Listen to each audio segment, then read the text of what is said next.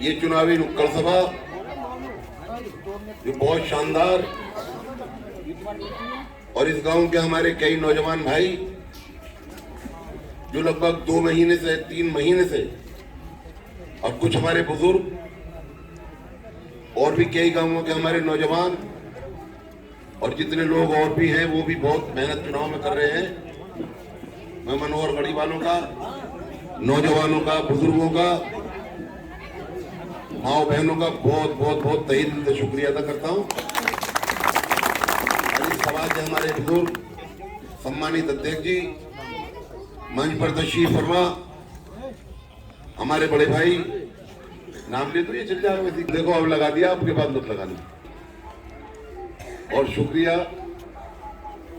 और यहाँ पर तशरीफ फरमा हमारे साथ आए हुए बहुत सारे गांवों के सम्मानित प्रधान, सम्मानित बीडीसी, हमारे शाहनगर के प्रधान, अहमदनगर के प्रधान, गुठावली से छोटा भाई आसिम और सचिन गुजर, इरफान, अब नाम लेते लेते मैं सबके ले तो दूंगा, हमारे तेवतिया भाई, और जितने भी यहाँ पर नौजवान हैं, बच्चे हैं, बच्चों को बहुत प्यार, नौजवानों को, मंडोली वाले तो कोई हमारे चाचा जो बैठे हैं, एक दिन कोहरे में 6 बजे गए और मैंने बहुत मना किया, मैंने कहा तुम इन लड़कों से काम करवा लो, तुम मत जाओ, लेकिन मैंने तो 1 आध दिन की छुट्टी ले ली, इन्होंने नहीं ली है। आपने जब ये साल है हमारे, तुम लोगों ने ठान लिया है, तो ऊपर वाले ने चाहा तुम चुनाव भी जीतोगे और सरकार भी बनेगी। हमारे डोंगले वाले मुल्ला जी, हमारे ठेकेदार, बड़े भाई आजाद भाई, ये तो जाती पीछे को, लेकिन तो इतने लंबे वैसे दिख जाए, इसलिए तो कर रहा हूँ, जब एक आध का नाम भूल जाएंगे वो शिकायत करेगा।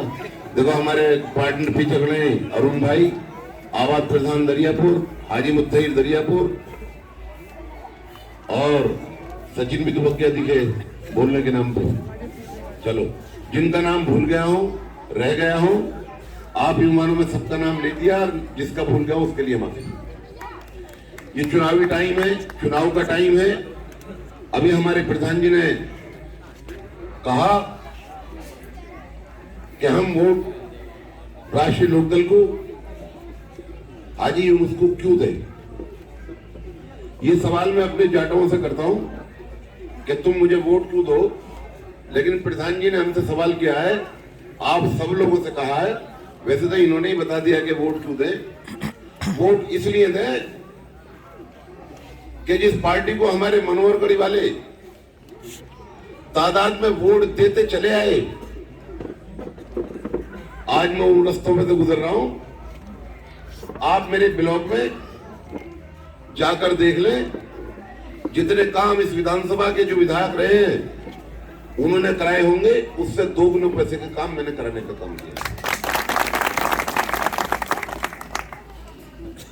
और अभी हमारे बड़े भाई राजीव भाई ने वादा कर ही दिया है, तो मैं भी कह देता हूं कि जिस दिन सबसे पहले नहीं दिया है, जितने के तुम्हारे 2 रास्ते मैन वाले हो, इतने पैसे चुप लिया ना, बाकियों का भी स्टार। एक तो इसलिए वोट दें, सबसे पहले वोट दें कि सारे काम भी होते रहेंगे, सारी चीजें भी होती रहेंगी। लेकिन अभी तक जिस पार्टी को तुम वोट देते थे, मैं उस पार्टी को बुरा नहीं कहूंगा जिसका नाम बीजेपी थी। बीजेपी बुरी नहीं थी। मैं अपने प्रधान जी को बता दूं,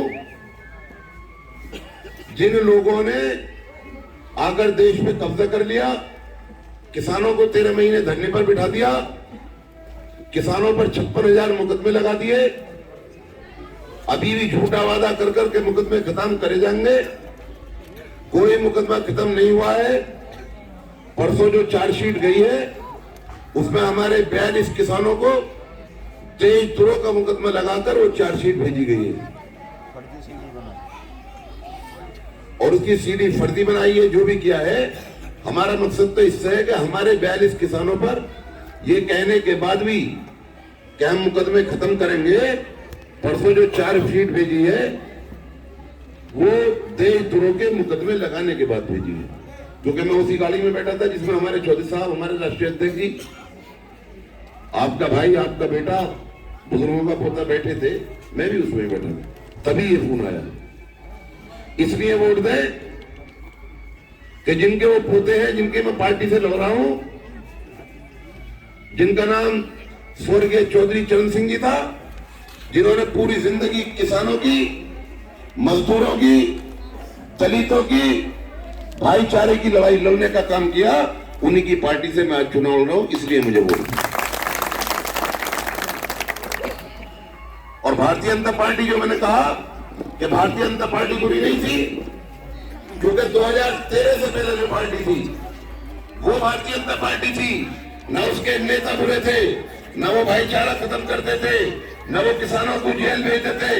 अभी एक मेरा नौजवान बच्चा कह रहा था, मैंने कहा इसको दूध नहीं पिलाते, तो कह रहा था कि मिलिट्री की तैयारी कर रहा हूं। ऐसे हमारे हजारों नौजवान हैं जो हमारे प्रदेश में, इस रोड पर मैं देखता था जब अपनी भैंसों के लिए नियाल लेने आता था, सौ बच्चे हमारे नौजवान दौड़ लगाते थे और मिलिट्री में चले जाते थे। आज इंतजार कर रहे हैं कि 3 साल हो गए या 7 साल हो गए, कोई भर्ती नहीं आई है। वो बीजेपी सरकार तो भर्ती निकालती थी, ये गुजरात से आए हुए 2 लोग जिन्होंने नौजवानों की नौकरी छीन ली, किसानों को जेल भेजने का काम किया, देश में महंगाई लाने का काम किया, 225 रुपए तेल सरसों का करने का काम किया, डीजल और पेट्रोल 100 रुपए और 110 रुपए करने का काम किया। इन्होंने तो वादा किया था 15-15 लाख रुपए देने के, मेरे खाते में तो आ गए, तुम्हारे वहां आए हो तो पता नहीं। इन्होंने जो बहकाने का काम किया हिंदू और मुसलमान के नाम पर, हिंदू और मुसलमानों को डराने के नाम पर, मैं कहना चाहता हूं आज अपने सारे हिंदू भाइयों को, एक किसी मुसलमान को इन्होंने देश से निकाला हो तो बता दो, किसी को भगा दिया हो तो बता दो। अरे ये तो तुम्हें हमसे भी अच्छा रखते, इसलिए अच्छा रखते हैं कि इनको हमारा नाम लेकर हमारे हिंदू भाइयों की वोट चाहिए। इन्होंने 2 लोगों ने आकर खाली एक पार्टी को नहीं, सारी पार्टियों को खत्म करने का काम किया। जितने भारतीय जनता पार्टी के बड़े बड़े नेता थे उनको भी खत्म करने का काम किया, चाहे अटल बिहारी वाजपेयी हो, चाहे लालकृष्ण आडवाणी हो, चाहे यशवंत सिन्हा जी हो, चाहे सुषमा स्वराज हो, चाहे अरुण जेटली हो, चाहे राजनाथ सिंह अभी हो। ये भारतीय जनता पार्टी के वो नेता थे जिन्होंने भारतीय जनता पार्टी बनाने का काम किया था, जिन्होंने नौजवानों को नौकरी देने का काम किया था। लेकिन 2013 में राजनाथ सिंह जी जब इनको लाए थे तो लाए थे अपनी सिफारिश करने के लिए कि ये मेरी प्रधानमंत्री बनने की सिफारिश करेंगे। लेकिन उन्होंने जब कहा कि अब की बार भाजपा सरकार, तभी मोदी जी ने माइक छीन लिया। मेरे पास वो क्लिप भी है और मुझे अच्छी तरह मालूम भी है, और नारा लगाया कि अब की बार मोदी सरकार, और हमेशा के लिए कर दिया कि अब बार बार गुजरात वालों की सरकार। ये वही 2 लोग हैं जो काला धन ला के हमें 15-15 लाख रुपए दे रहे थे, काला धन भी नहीं लाए, लेकिन दोबारा कई गुजराती जो देश से पैसा लेकर भागे, काला धन तो वो था जो लेकर भागे, वो गुजराती जो आज देश को लूट रहे हैं, वो गुजराती, और जिन्होंने सारे देश में भाईचारा खत्म करा था वो गुजराती। इसलिए मैंने कहा कि ये वो भारतीय जनता पार्टी नहीं है जो अच्छी थी और जिसके नेता अच्छे थे। मैं शुक्रिया अदा करूंगा दोनों नेताओं का, दोनों पार्टी के राष्ट्रीय अध्यक्षों का, जयंत चौधरी जी का, अखिलेश यादव जी का, कि उन्होंने आज गठबंधन बनाया। और इसलिए मैंने कहा कि हमारे यहाँ जाट समाज के भाई और बुजुर्ग बहुत तादाद में है जो इन्होंने काम किया था, पहले हिंदू को मुसलमान से लड़ाने का, हिंदू और मुसलमानों को बांटने का। ऐसे ही इन्होंने जितने हमारे हिंदू भाई नेता थे और पार्टियों के थे, जितनी हमारी पार्टियां थी, सबको खत्म करने का काम किया। राजनाथ सिंह को वहां हटा दिया, और लालकृष्ण आडवाणी जी जिनका दूसरा नाम आता था, जब उनका नंबर आया प्रधानमंत्री और राष्ट्रपति बनने का, तो आहिस्ता से एक फर्रा निकाला कि बाबरी मस्जिद का तुम पे केस है, अपना आराम से जाके घर सो जाओ, कोई उत्तर प्रदेश वाला या इधर का प्रधानमंत्री नहीं बना। आप देख लीजिए, और भी कितने नेता थे। अगर हमारे दलित समाज के लोग होंगे तो उनको भी बता देना चाहता हूं, जैसे डरा कर और धमका कर सारी पार्टियों के नेताओं को, सारी पार्टियों को खत्म करने का इन 2 लोगों ने काम किया है। ऐसे ही बहुजन समाज पार्टी की नेता बहन कुमारी मायावती, जब इन्होंने देख लिया कि दलित समाज के लोग आज भी भारतीय जनता पार्टी में नहीं आए हैं, जो जाटव समाज के हैं, तो इन्होंने भी उन्हें डराकर और धमकाकर 5 साल से कैद करने का काम कर दिया। मैं कहना चाहूंगा दलित समाज के भाइयों को कि अगर अब की बार जहाज गठबंधन में पूरे उत्तर प्रदेश में एक एक आदमी, एक एक जाति, एक एक धर्म के लोग गठबंधन से जुड़े हैं, वो भी गठबंधन में आने का काम करें, एक एक वोट नल पे देने का काम करें। भारतीय जनता पार्टी, जो नकली भारतीय जनता पार्टी है, जो ये 2 नेताओं की पार्टी है, जब तक ये नहीं जाएंगे न बहन कुमारी मायावती बचेंगी, न बहुजन समाज पार्टी बचेगी, न तुम्हारा संविधान बचेगा, न तुम्हारी नौकरियां बचेंगी, न तुम्हारा आरक्षण बचेगा। इसलिए अपने लोगों को भी समझाएं, सारे दलित समाज का, कि बहुजन समाज पार्टी के टाइम पर भी जैसे लोग तुम्हें चुनाव लड़ाते थे, आज भी लड़ाने का काम करेंगे। इसलिए मैं इसलिए शुक्रिया अदा करता हूं इन दोनों नेताओं का कि इन्होंने आज ये गठबंधन ऐसा बनाया, वरना हमारे जाट समाज के भाई बेटे हैं।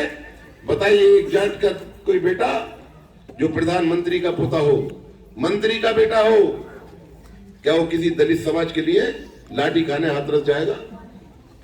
और मैं ये बताना चाहता हूं अपने जाट समाज को कि तुम भी सुन लो, अगर लोग बहकाने का काम करेंगे कि मुसलमानों को टिकट दे दिए, मुसलमान एमएलए बन जाएंगे, पंडित एमएलए बन जाएंगे, गुर्जर एमएलए बन जाएंगे, तो मैं सबको ये दरखास्त करना चाहूंगा, पूरे उत्तर प्रदेश में और पूरे देश में कोई एक सीट भी ऐसी नहीं है कोई किसी एक जाति के नाम पर जीती जा सकती। ये तो सबको तुम्हें इकट्ठा होना पड़ेगा। अगर 40 साल तक बड़े भाई माननीय मंत्री जी कृपाल सिंह को यहां भी तुम सब लोगों ने एक एक वोट देकर एमएलए बनाने का काम किया, लेकिन ये 2 लोग जो गुजरात से आए, जिन्होंने हिंदू और मुस्लिम किया, सबसे ज्यादा नुकसान आपका हुआ। मैं बता देना चाहता हूं, अगर मुसलमान जितने विधायक बनेंगे, 10 बन जाए या 20 बन जाए या 30 बन जाए, अगर वो मुख्यमंत्री को वोट देंगे, उनके विधायक बनकर वो मुख्यमंत्री बनाने का काम अखिलेश यादव जी को करेंगे।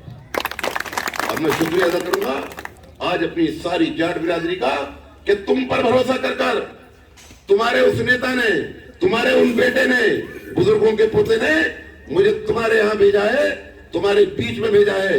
मैं तो ज्यादा से ज्यादा विधायक बनकर तुम्हारी खिदमत करने का काम कर सकता हूँ। अगर देश में तुम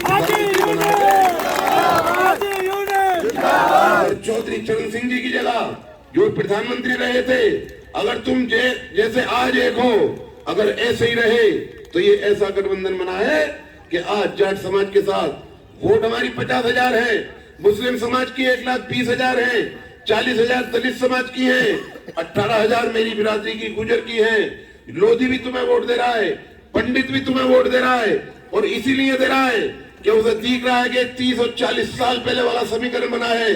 आज सारी जातियों के लोग जो परेशान थे, एक साथ तुम पर भरोसा कर कर कि हमारी जाट बिरादरी मजबूत है, इनका नेता ईमानदार है, इनका नेता शानदार है, प्रधानमंत्री का पोता है, देश में किसानों की लड़ाई लड़ने वाला है और नौजवानों की नौकरी लाने वाला है, क्योंकि खुद पढ़े लिखे हैं। इसलिए तुम्हारे सारी जातियों को साथ लेके चलना पड़ेगा, ये तुम्हारा काम होगा।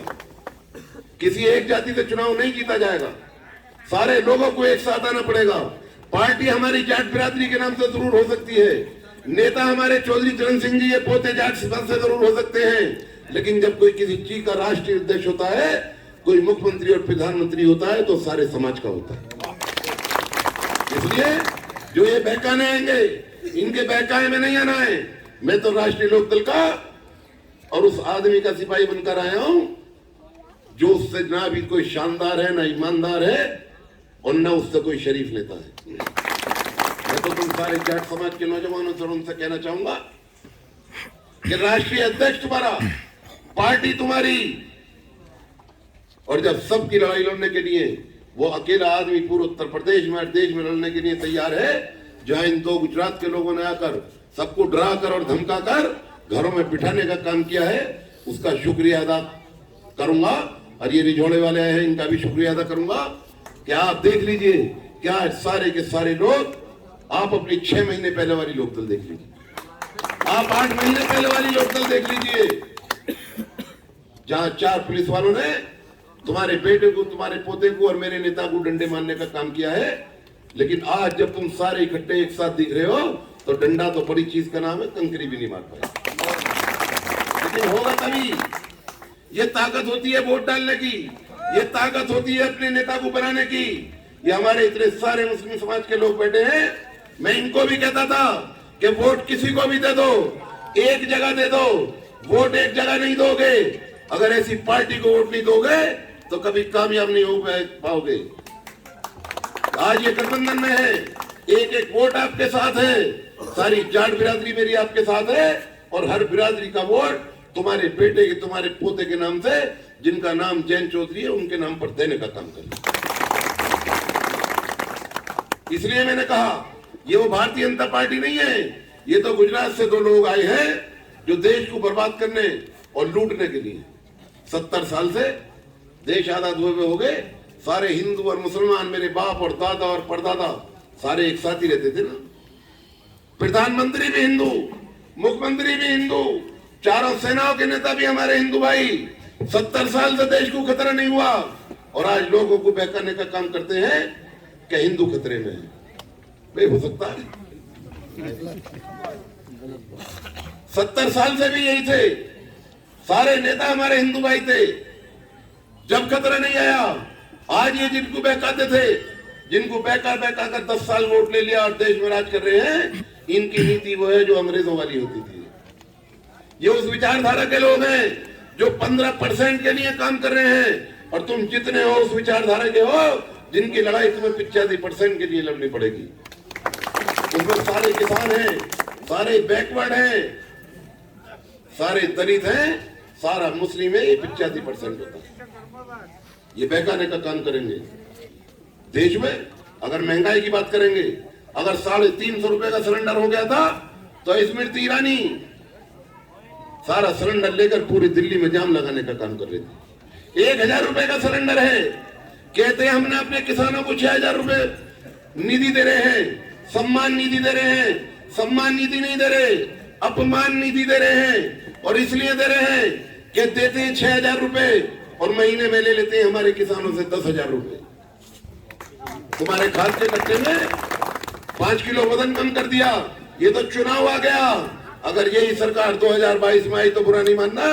2450 रुपए कट्टे पर छपे हुए हैं, 2450 रुपए का मिलेगा। आप देख लीजिए, लाइट देख लीजिए, पूरे उत्तर प्रदेश में देश की सबसे महंगी लाइट है। देश की सबसे महंगी लाइट उत्तर प्रदेश में है।